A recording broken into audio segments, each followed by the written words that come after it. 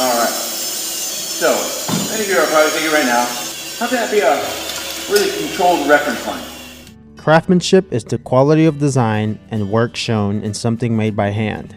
It's a type of artistry, and when it comes to woodworking craftsmanship, Andy Chidwick is one of the best.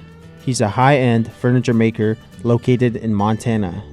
So I've been woodworking all my life, but really I started off as a young guy trying to just imitate my dad. My dad, though he wasn't a fine furniture maker or a fine woodworker at all, he was a capable, I would say a handyman, and I was super impressed with his ability to tackle any project.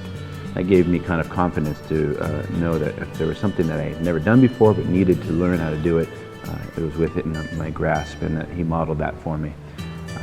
But as my younger days of woodworking, I was definitely in the construction trades, finished carpentry, little cabinet making, that kind of stuff.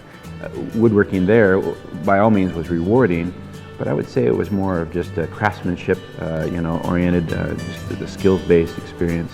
It wasn't until I started exploring and learning from other artisans, reading other people's works, seeing other people and their perspective, and learning from that and subjecting myself to new ways of thinking, that I suddenly started realizing that there was a world of creative expression that could be implemented through my own craft.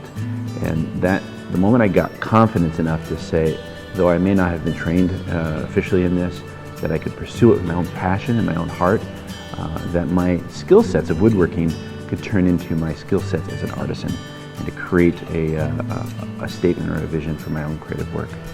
Andy Chidwick calls himself the woodworking coach, coaching woodworkers at his School of Fine Woodworking in Montana. I actually run a woodworking school out in western Montana, where I offer woodworkers the opportunity to come out to a week-long or a 2-week-long woodworking vacation, where they get a chance to learn a lot of skills. They get a little encouragement to think a little more creatively, and hopefully a little inspiration to take home. And when they're done with the class, they have a project that they've worked on. My main target is to teach the art of sculptural woodworking. Very different than your traditional style woodworking that might be more function-based. Though there's clearly function in the work that I produce, the primary focus is to develop an artisan quality to the piece, being inspired by creative form around us, whether it's nature and the organic shapes that we would see in nature, to more linear work that we find in architecture and man-made objects. Try to use those as a platform for creativity. It's kind of my biggest passion, is to get people thinking more creatively. One of the reasons why I run a school like this is to give the opportunity to share, to pass the love of my craft to others. I truly believe that working with your hands is a lost art.